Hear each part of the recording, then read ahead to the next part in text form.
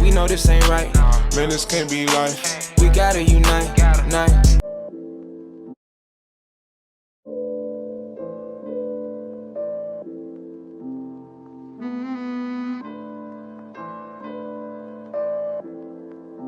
Be Frankie. Yeah, I'm striving for greatness, trying to make it out. We're stuck in the matrix. Yeah, I'm striving for greatness, trying to make it out. We're stuck in the matrix. Yeah, I'm striving for greatness, trying to make it out. We're stuck in the matrix. Yeah, I'm striving for greatness, trying to make it out. We're stuck in the matrix. Man, my auntie passed last night. This is a sad life. I'm trying to get my cash.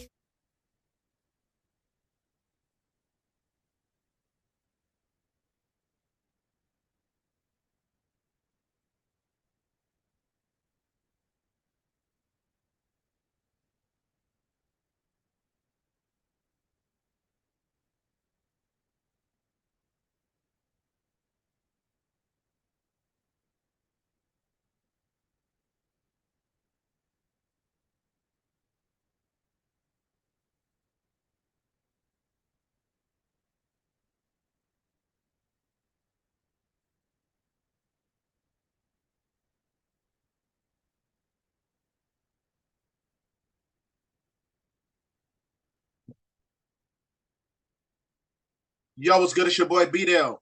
Today we're going to be exposing the hidden dynamics of the moon. If you're new to this channel, hit that like button, hit that share button, hit that subscribe button, and hit that notification bell. See, the moon is basically an optical instrument, a Draconian mothership, an artificial celestial megastructure that is being used as a frequency modification, weather modification, direct energy weapon that controls everything in the third dimension that's galvanized by people, places, and possessions. And the moon is also a quantum satellite that is being used as a usurpation process to harvest souls for the perpetual state of reincarnation, which is not a divine concept. So with all that being said, ladies and gentlemen, we finna get straight to it. We are about to get straight to it. Now, in order to understand everything intuitively, you have to understand ancient artifacts. You have to understand historical records. You have to understand ontological evidence that supports the claim that the moon is actually a artificial celestial megastructure, right? So what happened to the original moon? The original moon that we had in our solar system about 76 trillion years ago, it broke off. When you're looking at this illustration right here of the holy tablets, it shows the moon breaking off from planet Earth because the moon and Earth worked in symbiotic connection. So that is how you get your allegory of how Satan separated the intergalactic waters from the third dimension and created an atmosphere to where now you breathe in oxidation, which starts the aging process, right? So when the moon broke off, right? The moon, as you know it today, is in a latter state. It was once part of an enormous planet called Tiamat 24 billion years ago. And it broke off 11 billion years ago before it belonged to a greater planet called Tiamat, which is basically the same thing.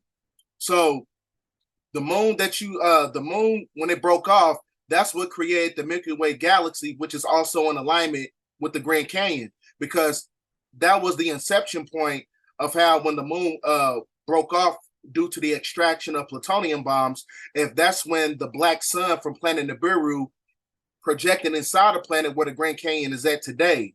So that's where you get your whole concept of hollow earth and the black sun.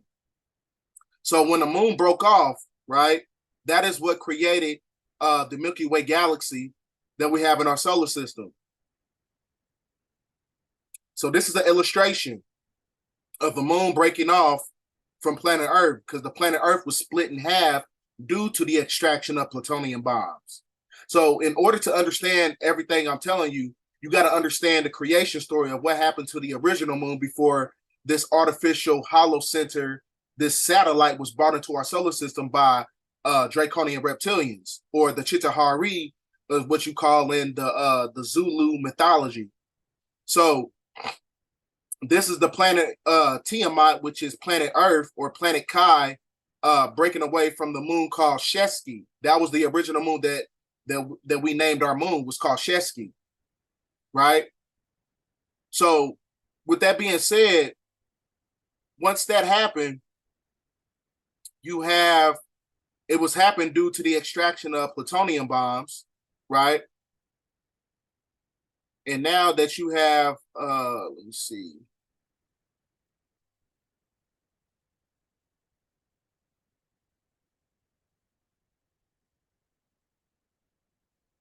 I have some complications here. Now, since the moon broke off, now it is known that the moon, better known by the ancients, called Sin, which is what the Babylonians called it. When you understand Babylonian mythology, the Babylonians called the moon Sin because Sin is acclimated to the matrix, which is connected to material, which is the three-dimensional paradigm that's galvanized by people, places, and possessions, right?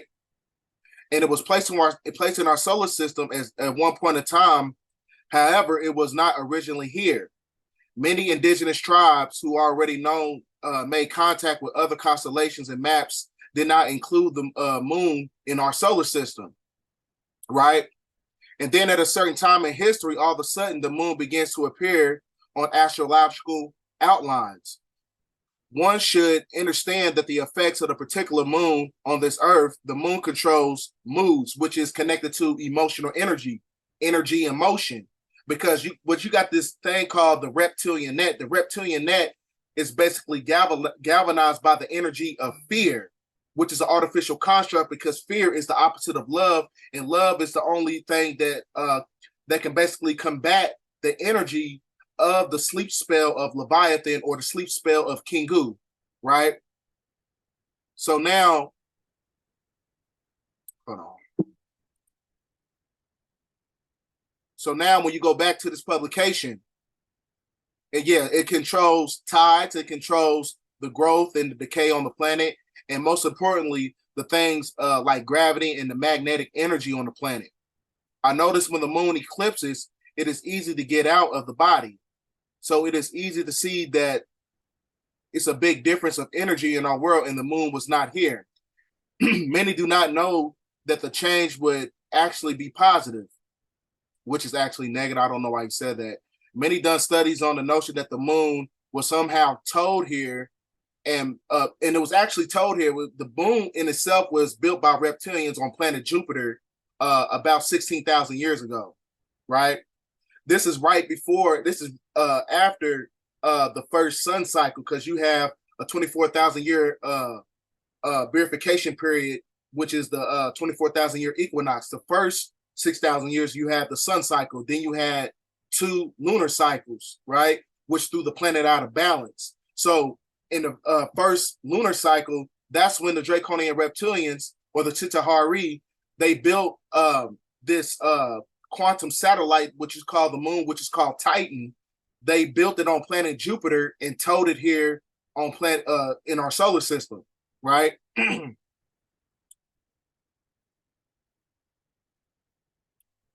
And now it says, so I know may be saying that the moon, it was basically towed here from extraterrestrials, right? Now to support my claim, and I'm now reading out this book called the Code of the Matrix, right? And it says right here verbatim that the heaviest spiritual involvement from the satellites, because what you got to understand is that the moon is a satellite. What does a satellite do? It sends out light vibrations and picks up light vibrations, which is also synonymous to the tourmaline crystals, which is equivalent to the Kuiper crystals in Star Wars, that has a piezoelectrical system that controls everything through a frequency standpoint. So when they inject some of these frequencies down here on this planet, that's how they control everything, because we have these nanometals and nanotechnologies that's coming from the food. So this is all being done purposely through asymmetrical warfare, right? So it tells you right here, I'm gonna go back to it, the heaviest spiritual involvement from these satellites, the fallen stars, the comets. These are also hollow artificial satellites, such as our moon, which is Sin, was what the Babylonians called it, right? Now, what you got to understand is that the energy of the moon, I understand people be like, well, I use the moon as a manifestation purpose. The moon is good for manifestation only if it's conducive to the material aspect of the world, because that's what the moon controls, right? But you cannot negate the fact that the moon subjugated the woman, which is also connected to all monotheistic religions, because that's why they call it the Saturn moon matrix, right?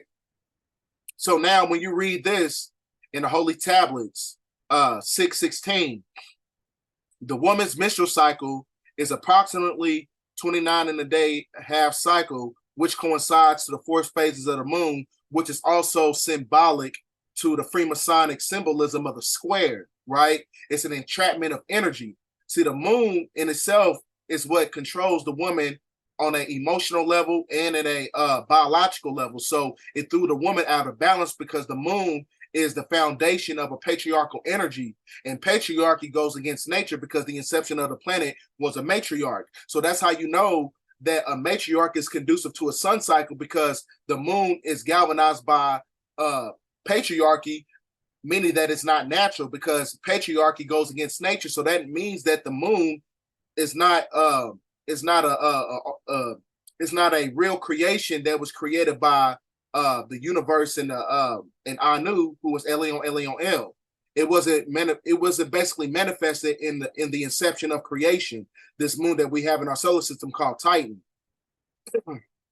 So that tells you right there that the moon subjugates the woman, right?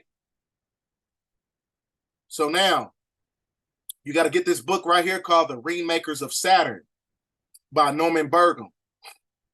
Now, what you got to understand is that the magneto-hydrodynamic photon beta simulation of reality is being controlled by the rings of Saturn, which is produces holographic subatomic particles that is basically transmuted from Saturn to the moon, and it operates on the dark side of the moon, which is a supercomputer that controls everything in the 3-dimensional level. So this is why it says that the identification of extraterrestrial vehicles apparently possess an ancient historical presence in the solar system. So that means that everything is being controlled in an artificial simulation, basically. So that tells you that now the person who wrote this book, Norman Burgum, right?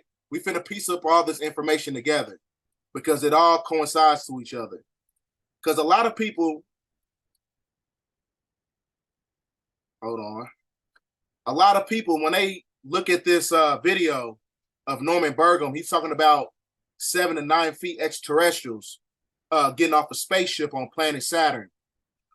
You know, we have to get out of this childlike mind state by trying to attach ourselves to everything that's so-called black, because the blacks that he was talking about are actually Saturnians, and the Saturnians are black nobility, Draconian archons that controls everything in the 3rd dimension. So that's why I told you, those are the ones that took the side of Enlil, who is the jealous God of the Bible.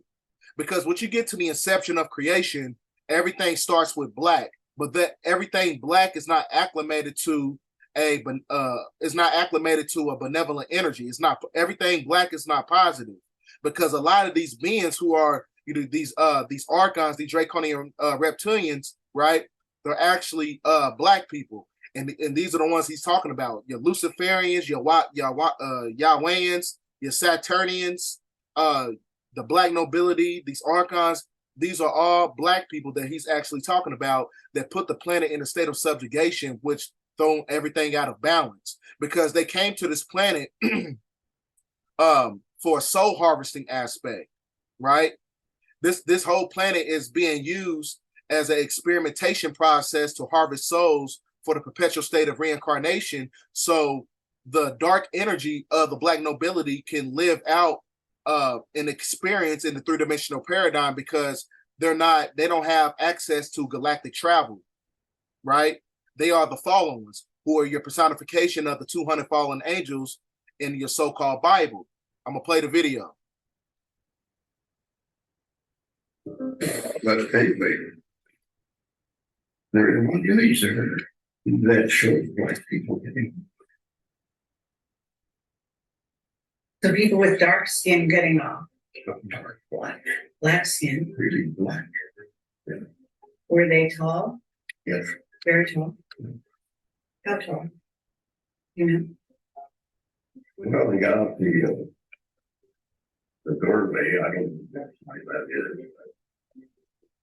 Well, what, They say 7 feet would be probably a conservative estimate. Next is a clip with Preston Nichols. So that's how you know, like I But said, anyway, you can't attach yourself to anything black, because these are the archons that control our reality in the higher dimensions, and they also control it from the dark side of the moon, right?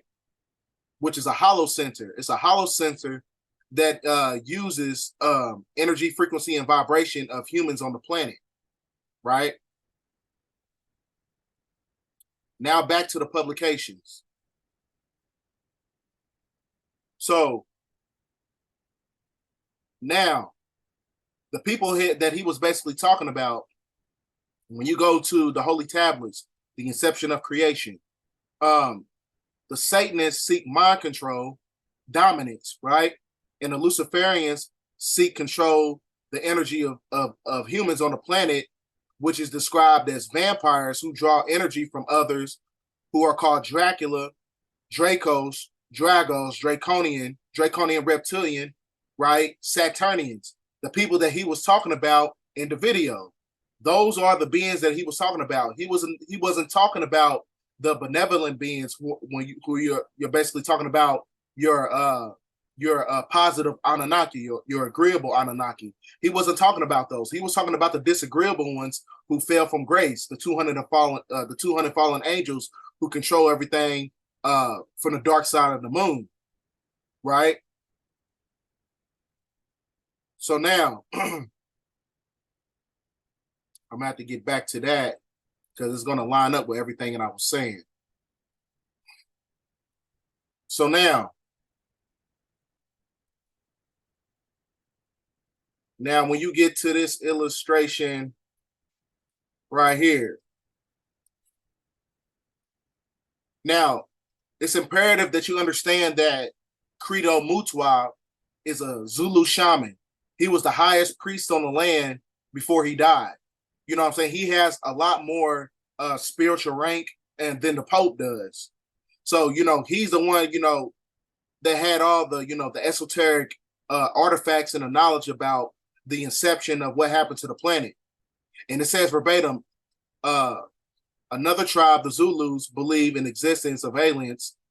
The Zulu shaman, Credo Mutwa, explained the legend of reptilian race called the Chitahari that stole the moon and hollowed it out, and basically bought it over here and used it as a form of a headquarters, which is where you get your concept of the dark side of the moon that's being operated by Majestic 12, which is amalgamated by Zeta Reticula Grays, Insectoids, Ashtar Command, and Alpha Dracona Black Nobility Draconian Reptilians.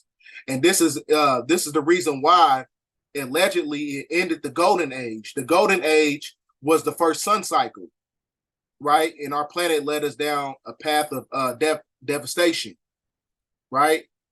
Now, it said it allegedly took us out of the Golden Age. So now when you look at the top right here, the Golden Age, the first Golden Age was the first sun cycle at 6,000 years. Then you have a moon cycle right here, another 6,000 years. Is where the Draconians, they brought this moon into our solar system, which threw everything out of balance. Then you have another 6,000 years, which is the last 6,000 years of the beatification period of the beast in his system, because the beast got the power from the Draconian reptilian. Remember, I talked about that in the last video, right? And now we in the last sun cycle. So the sun cycle right now, we in the last golden age. So this is why their enterprises is everything that's connected to the material world is basically starting to phase out, because the material world is galvanized by the energy of the moon right here, because there's no more moon cycle. So this is why the banking system is falling. Monetary, moon day, mood, monopoly, monetization, monetary. Everything that's connected to their system is being galvanized by the lunar cycle, which is artificial. because anything that's artificial is connected to material. So that's why the material world is phasing out, because nature must take back the planet. Right? So with that being said, now, this is also conducive to this video right here. I'm going to show you this video.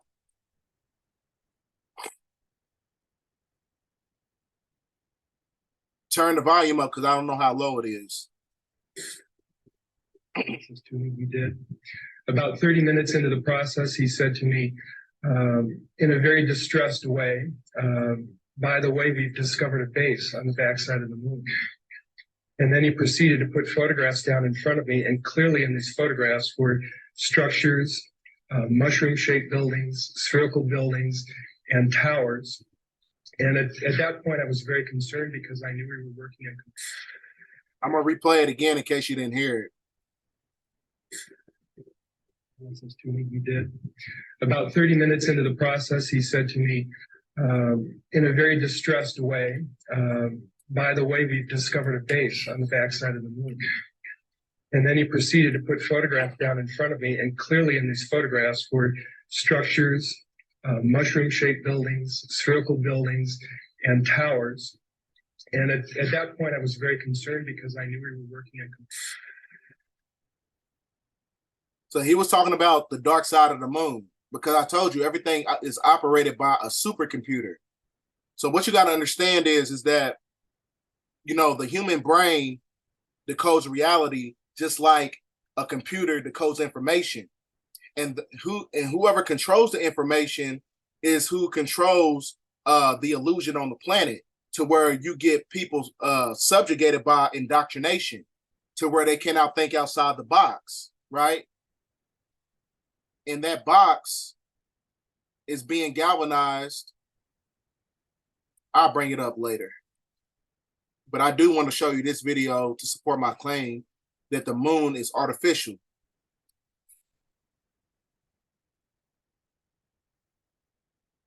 Put together. Well, I was invited to go in there. Well, Richard was sitting in the back on a chair. And I'm not reading any more into this. I'm just sharing with you my experience with him one-on-one. I sat down to him and I just looked him straight in the eye, and he didn't have a clue who I was. And I said, Richard, why don't you tell people that the moon is an artificial satellite? And he just looked at me and he says, I'm not ready to. All right? That's my personal experience. It's the only one I have. I think his information is good. But I'm telling you, from my own experience, he's withholding. And I don't understand why he's withholding. I can verify that. Okay? Because you, me, our children, our grandchildren, and our great-grandchildren are the ones at stake here.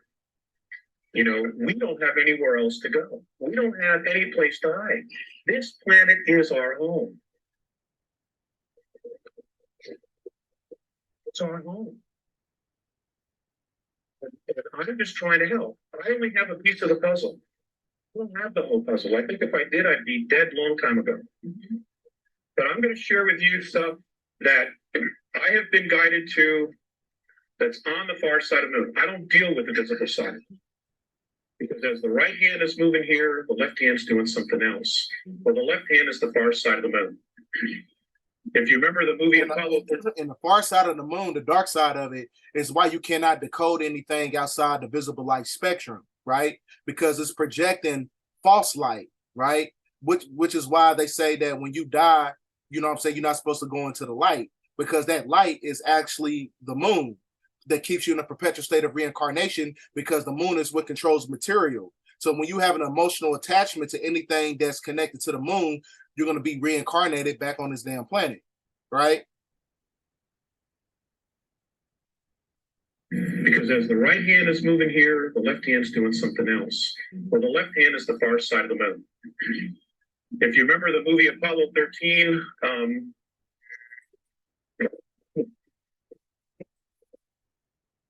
remember the movie Apollo 13? What? Move over? Oh, it's the lights. Okay. Do you remember the movie Apollo 13 All hell's broken loose. They don't know if they're getting home. But they were so concerned about checking out and taking pictures of the far side of the moon. And here they are, may not get home, but their focus wasn't on getting home. It was seeing what was on the far side of the moon. That is a true enactment, folks. Now I'm going to show you some of the things that are there. Now so you may have trouble adjusting your eyes to seeing some of this. Some of the things you will not have any trouble whatsoever. These photographs, I was told specifically where to look, were taken by the Lunar Orbiter 4 from August of 1966 to August of 1967. They show so much. I mean, if you know what you're looking for, it's unbelievable. It's unbelievable. You know, and there's no way our astronauts missed this stuff. There's just no way. 21-mile bridges, 7-mile monuments, ships sitting in the middle of craters. I mean, you're going to see it. Okay. I'll tell you what the Andromedans, Morine and Phaseus, have said about the moon. And I want to take questions, so I want to get through this. They have said that our moon is an artificial satellite. In fact, it is a spacecraft. Much of the debris on the surface was... Exactly. That's what I said. It's a Draconian mothership. I'm going to keep going. Questions, so I want to get through this. They have said that our moon is an artificial satellite. In fact, it is a spacecraft. Much of the debris on the surface was put there and was built purposely to make it look like what it isn't. Okay, it is hollow, it is metal underneath it, and it has the ability to leave our orbit under its own power. They say it came from Ursa Minor, from a solar system that would have the symbol or would have the name in our language of Chauta. It was one of 4 moons that rotated around the 17th planet. Now, it was built. This sounds just like Star Wars. It was built around that 17th planet. It was then put into the tail of a comet and then dragged here. And when it got to this area, it removed itself. And the first place it parked itself in our solar system was the planet that we now know of as Moldek, which is the asteroid belt. It was one of 2 moons that belonged there. Moldek was the first inhabited planet in our solar system. It was very much like Earth. Mars and our planet were terraformed from Moldek or Malona or whatever name you want to call it. It was terraformed. In other words, all the plant life and everything that is on the surface and animal life was brought here. It was brought here. Science tells us that, everything started with a single cell. The Andromedans laughed at that. And Phaseus said to me, well, if that's true, then how does that one cell know to become a brain cell and a kidney cell? I couldn't answer him because I don't know. He says it isn't possible. Our solar system has been engineered, built and engineered. Okay? The whole solar system. We're going to get into some more of that, but I want to get going on the slides. Honey? See, everything, we've been told is a lie, right?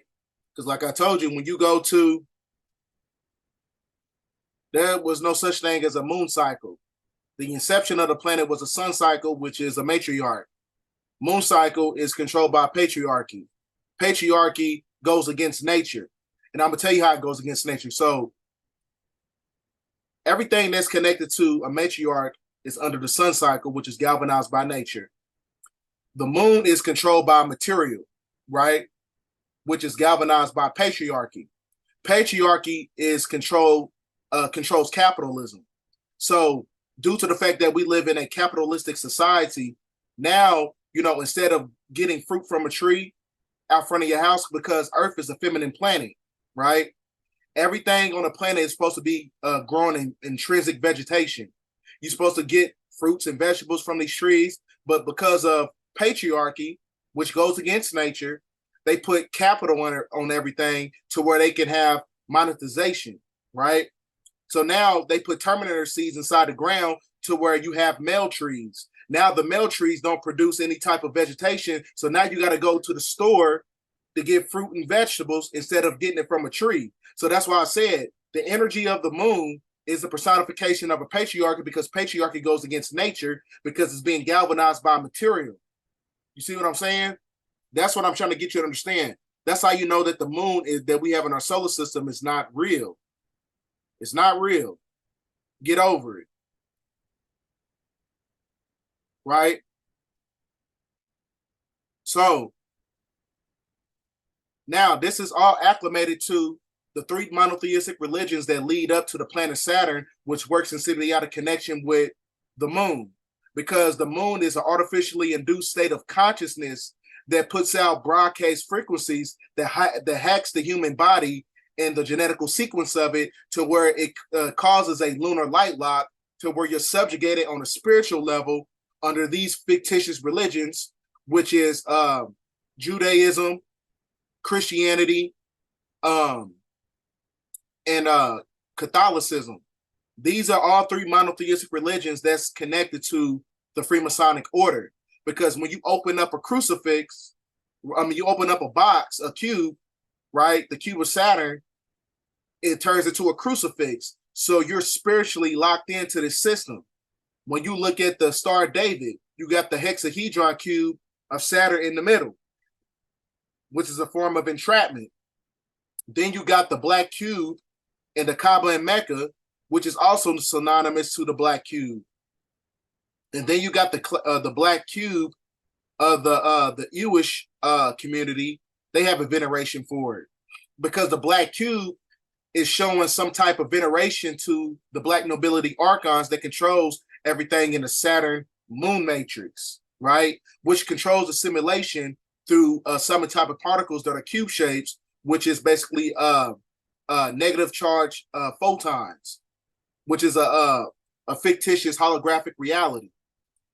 So that's why they show veneration, because the cube in itself, right, it's an entrapment of energy, spiritual energy, right?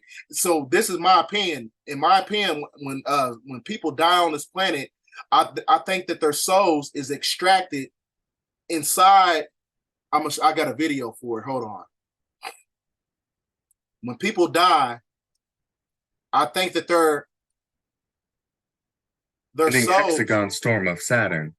I think their souls and their spirits is basically usurped on top of the Metatron's cube of Saturn, and it's basically created a broadcast frequency to where it's transmuted into the dark side of the moon and propelled back on to the three-dimensional paradigm.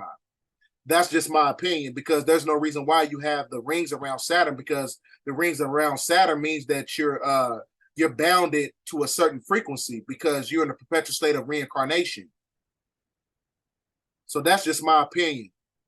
I think that because Saturn is a gas planet, the soul and the spirit is a form of an Ethereal gas, right? That's how you entrap souls and spirits on this planet. And it's usurped by the magneto-hydrodynamic Cassini gaps on the rings of Saturn and projected on the dark side of the moon, which operates on the supercomputer. And the supercomputer programs people to be rappers, cops, anything that's connected to the material world that's controlled by the lunar cycle. So this is the hexahedron cube. But now, this is what I was saying. The Saturnians, who Norman Bergen was talking about on the guy who wrote the Remakers of Saturn book, he is basically talking about the people who control everything as far as the monotheistic religions. They control religion because the religion in itself is a form of a soul trap. You entrap energy inside of a cube. That's the cube that sits on the top of Saturn. So best way to explain it, if you're a Christian, when you die, your soul is usurped on top of this cube right here in the rings of Saturn. On top of Saturn. If you're stuck in any form of religion, you have a connection to anything in the material world, you're going right back inside this cube that sits on the top of Saturn, and you're going to be in the perpetual state of reincarnation. Right? Because like I said, religion is a soul trap. It's an entrapment of energy. That's how you trap souls and spirits and demonic forces or whatever. you entrap that energy inside of a cube, which is why, in my opinion, you know, I'm going to do a video on it eventually. But in my opinion, if we believe that this is a prison planet and this planet is being controlled and galvanized by Draconian reptilians, the only way to support that claim that we live in a prison planet is that the planet has to be a cube. So the planet may not be flat, but it may be hollow. So like I said, it may be a cube shape because that's the only way to where you can entrap the energy of souls and spirits on this planet to where we live on a prison planet. That's just my opinion. I don't know, but I need to do further research on it. So now, I told you, the moon is what controls the fact that we can only see a certain visible light spectrum in the three-dimensional paradigm, because it basically subjugates the spiritual eye and only activates the two physical eyes, right? So since we in the sun cycle, right, and we phasing out of the lunar cycle, everything that's galvanized by the lunar cycle, which is the artificial moon, the satellite, that subjugates the mental capacity to where you cannot see Draconian reptilians in the three-dimensional paradigm. So this is why they're starting to wear masks. You see what I'm saying? Because the illusion is starting to basically unfold. Now look at my homie in the background. He already know what's up. He already caught gang. You know what I'm saying? He already know. He's on to the Illuminati just like how we are. Like I said, Illuminati. We are on to you. Y'all wearing masks and everything because y'all know the lunar cycle is phasing out. You can look at her neck right here. This is a mask that she's wearing. You see what I'm saying? Because the illusion was galvanized by the lunar cycle. So now they wearing masks to hide they form, right? So like I said, in my opinion, these are black nobility archons wearing white faces. That's just my opinion. Now you got her. She was part of the military tribunal, part of the ones that got executed, right? And this is her right here, alive. And this is her right here, deceased. So who is the real Hillary Clinton? The real Hillary Clinton is basically dead. The one that you seeing on television, whoever that is wearing a mask, right? And I'm going to show you some more. Because the moon, like I said, it puts you in an artificial induced state of consciousness. That's what the moon does. The moon puts you in an artificial induced state of consciousness to where you cannot see and activate the spiritual eye, right? It's kind of like the movie They Live. Like,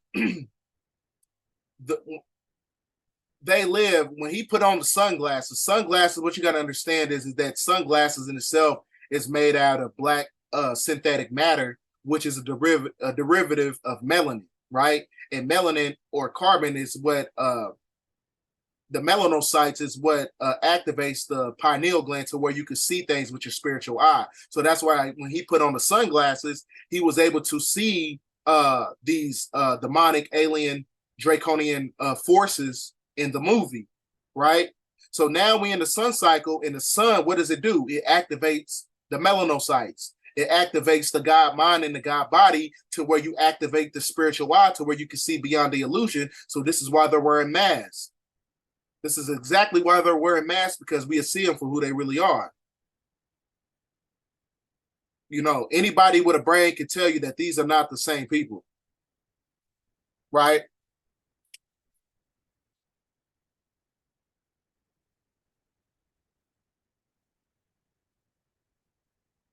These are not the same people. He is wearing a mask. He got attached earlobe and a detached earlobe. Can I make this up, man? Huh. Once again, Illuminati, we are on to you. I'm on to you. Now, when you look at this video, you can clearly see that she's wearing Is a it mask. just me, or what is this creature that doesn't breathe and has fish gills or something weird? Look at the neck. She's wearing a mask. Robbed us so much. And today, COVID no longer controls our lives. Look how big the eyes 2 are. years ago, democracy faced its greatest threat to civil See war. what I'm saying? Though bruised, our democracy remains unbowed and unbroken. Like I said, the illusion is being destroyed by the energy of the sun. You have the solar transmission that's hitting the planet, it's interpenetrating the atmosphere and dematerializing everything that's connected to the electrical grid, which is the reptilian net, which is the foundation of a soul trap energy, right?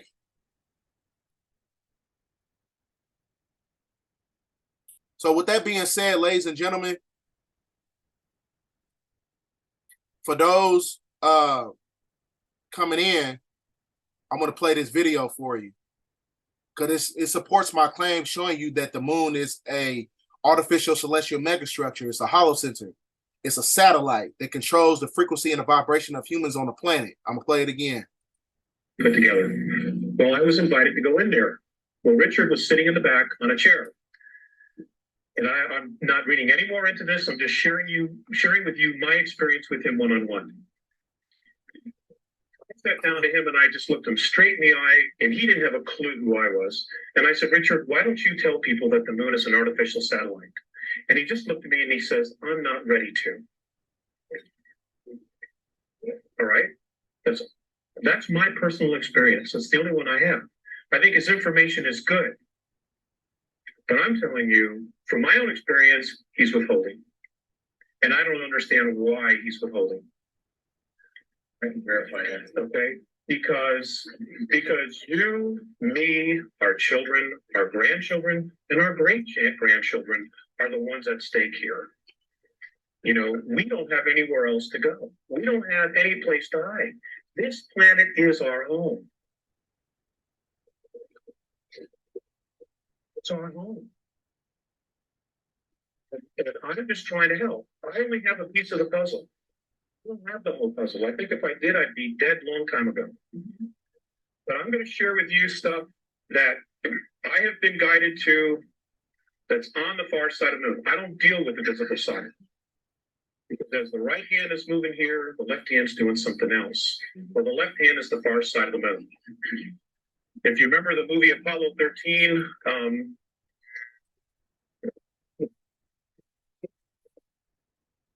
remember the movie Apollo 13? What? Move over? Oh, it's the lights. Okay. You remember the movie Apollo 13? All hell's broken loose. They don't know if they're getting home. But they were so concerned about checking out and taking pictures of the far side of the moon. Now here they are, may not get home, but their focus wasn't on getting home. It was seeing what was on the far side of the moon. That is a true enactment, folks. Now I'm going to show you some of the things that are there.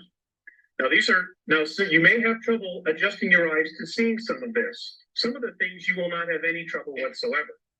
These photographs, I was told specifically where to look, were taken by the Lunar Orbiter 4 from August of 1966 to August of 1967. They show so much.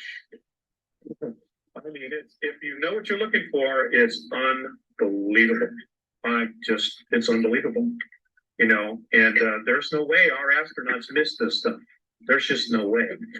You know, 21-mile bridges, 7-mile monuments, ships sitting in the middle of craters. I mean, you know, you're going to see it. Okay. I'll tell you what the Andromedans, Morine and Phaseus, have said about the moon. And I want to take questions, so I want to get through this. They have said that our moon is an artificial satellite. In fact, it is a spacecraft. Much of the debris on the surface was put there and was built purposely to make it look like what it isn't. Okay, it is hollow, it is metal underneath it, and it has the ability to leave our orbit under its own power. They say it came from Ursa Minor, from a solar system that would have the symbol or would have the name in our language of Chauta. It was one of 4 moons that rotated around the 17th planet. Now, it was built. This sounds just like Star Wars. It was built around that 17th planet. It was then put into the tail of a comet and then dragged here. And when it got to this area, it removed itself. And the first place it parked itself in our solar system was the planet that we now know of as Moldak, which is the asteroid belt. It was one of 2 moons that belonged there. Maldek was the first inhabited planet in our solar system. It was very much like Earth. Mars and our planet were terraformed from Maldek or Malona or whatever name you want to call it. It was terraformed. In other words, all the plant life and everything that is on the surface and animal life was brought here. It was brought here. You know, science tells us that, you know, everything started with a single cell. The Andromedans laughed at that. You know, and Thesea said to me, well, if that's true, then how does that one cell know to become a brain cell and a kidney cell? I couldn't answer him because I don't know. He says it isn't possible. Our solar system has been engineered, built and engineered. Okay? The whole solar system. We're going to get into some more of that, but I want to get going on the slides. Honey? So, ladies and gentlemen, with that being said, now I showed you the diametrical difference between the original moon that we had in our solar system, which is called Sheshki, and the moon that we have in our solar system now, which is an artificial celestial megastructure. It is a satellite, and it's called Titan, and it controls everything through frequency broadcasts that produces Ptolemaic crystals, and these Ptolemaic crystals project negative ions and frequencies that controls everything in as far as the human genome, right? To carry out a certain agenda that's connected to the material world. So with all that being said, I showed you historical artifacts. I showed you ontological evidence. I've showed you, you know, how to support my claim and how it's connected to fictitious pseudo forms of theology. When you're talking about Saturn, I showed you, you know, all these things that support my claim that the moon is a artificial hollow center that controls everything as far as the third dimension that's being galvanized by the black nobility Draconian archons. So with all that being said, ladies and gentlemen, get this video out there. It's imperative we understand everything intuitively, because people don't understand the dichotomy between a matriarch and a patriarch. Matriarch is the sun. Patriarchy is the moon. The moon is being controlled by, is what controls material, and material is not natural. Everything in nature is natural. So once you understand that, you know what I'm saying, we live in a illusionary world. And the more we wake up, the illusion starts to dematerialize, right? It's going to activate the sun, which activates those melanocytes to where you can see beyond the illusion with the spiritual eye and not just with your 2 physical eyes, because your 2 physical eyes is acclimated to polarity, because polarity is connected to duality, and duality is not reality, right?